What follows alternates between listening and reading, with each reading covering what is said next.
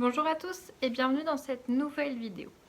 Aujourd'hui on va parler de comment faire une bonne prise de notes. Donc une prise de notes c'est quoi? C'est prendre son cours et noter que l'essentiel, que ce qui va nous servir, donc les mots-clés, les grandes lignes.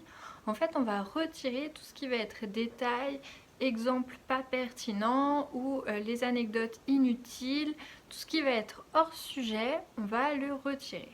Donc, dans cette vidéo, je vais surtout traiter la prise de notes lors d'un cours. Donc, le premier point, ce serait qu'il va falloir se préparer à faire cette prise de notes. Se préparer, ça va être par exemple aller demander à ses camarades le thème du prochain cours, quel sujet on va traiter, etc.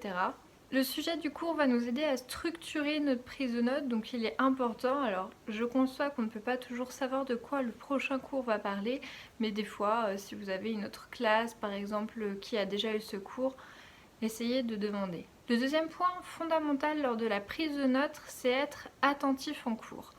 En effet, si vous n'êtes pas attentif, vous allez louper des informations et là, votre prise de notes va être incomplète et donc inutile.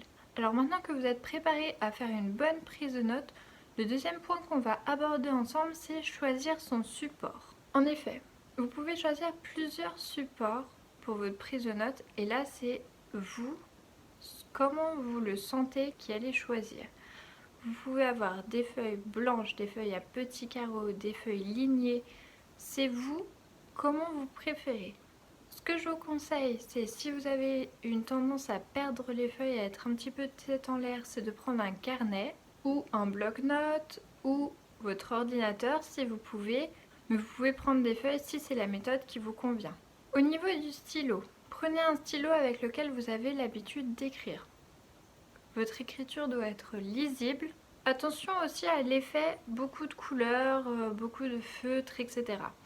C'est important qu'il y ait des couleurs, mais si vous n'avez pas le temps durant votre prise de notes de mettre des couleurs, ce que je vous conseille, c'est par la suite, lorsque vous allez relire votre prise de notes, utiliser des stabilos. C'est mieux que de mettre des couleurs qui n'ont aucun sens et qui vont vous embrouiller.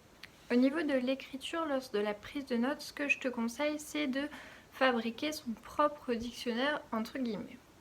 Ça va être utiliser des abréviations qui vont être propres à toi et que tu vas comprendre. Ton dictionnaire, pourquoi? Parce que ces abréviations, tu vas toujours les utiliser.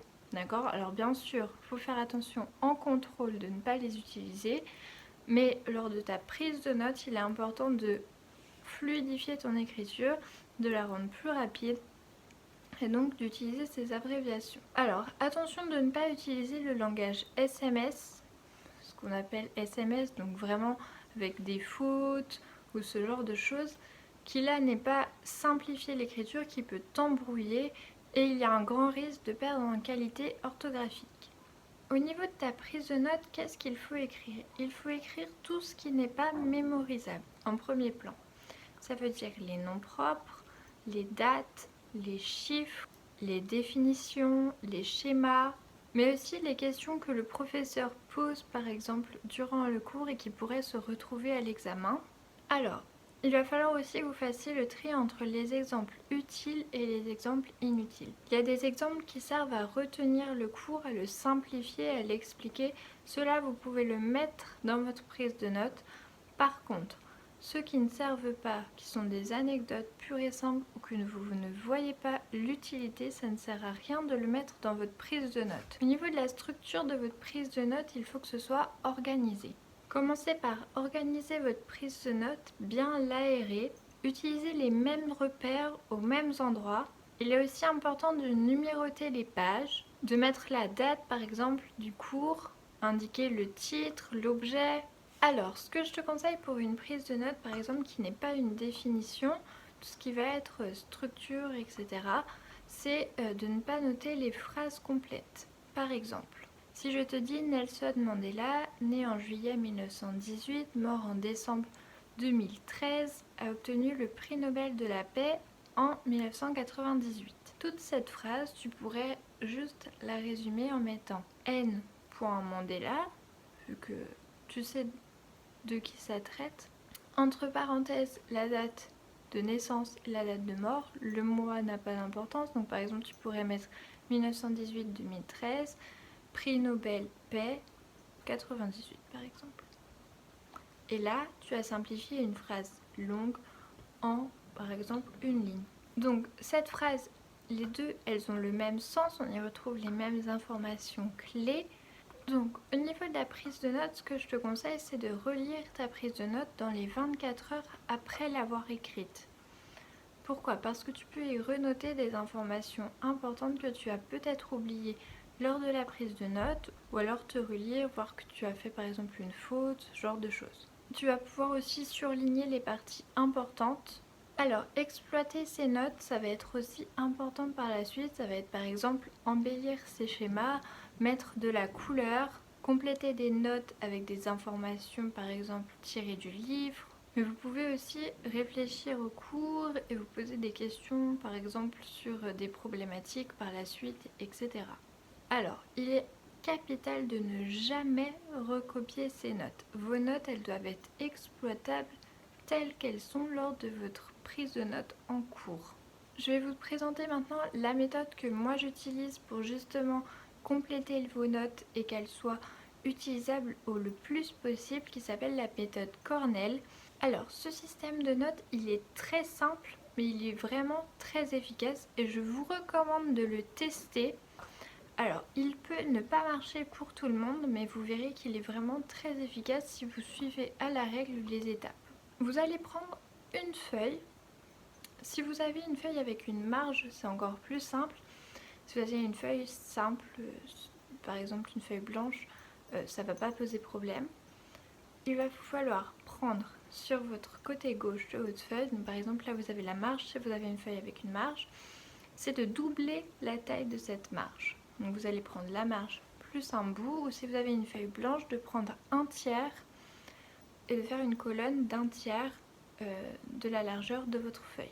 Donc vous allez aller en cours avec une feuille qui a deux colonnes.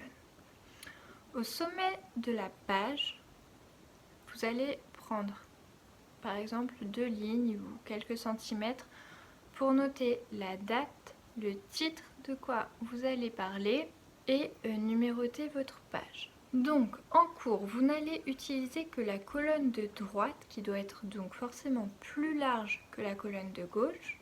Et donc dans la colonne de droite, vous allez noter tout ce que votre professeur vous dicte. Vous allez faire votre prise de notes. Donc tout ce qui est exemple, tableau, graphique, définition, théorie, les concepts, tout ce qui vous semble utile, vous allez les noter dans la colonne de droite.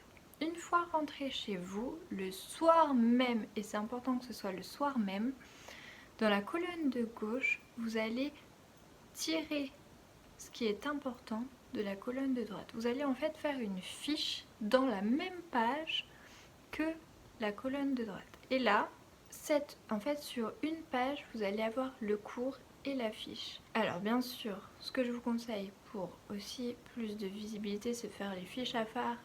Et si vous ne savez pas comment faire une fiche, je vous ai fait une vidéo sur ce sujet, n'hésitez pas à aller la voir. Tu peux aussi pousser encore plus loin la méthode Cornell en mettant en bas de ta page 4-5 lignes par exemple, en vraiment tirant le pertinent, le plus important. Par exemple, si dans cette page-là, il y a la définition, une définition importante par exemple, tu peux mettre définition de ça. Voilà. Sans mettre la définition parce qu'elle sera dans cette page, mais mettre ça. Et donc en parcourant ton cours, tu sauras exactement cette page, ce qu'elle contient, les points pertinents, mais aussi tu auras tout le cours si tu souhaites chercher une information.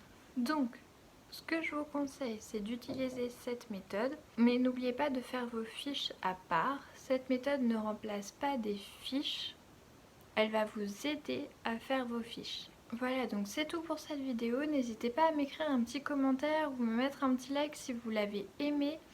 Je vous retrouve bientôt dans une prochaine vidéo et en attendant, je vous dis à bientôt. Ciao, ciao!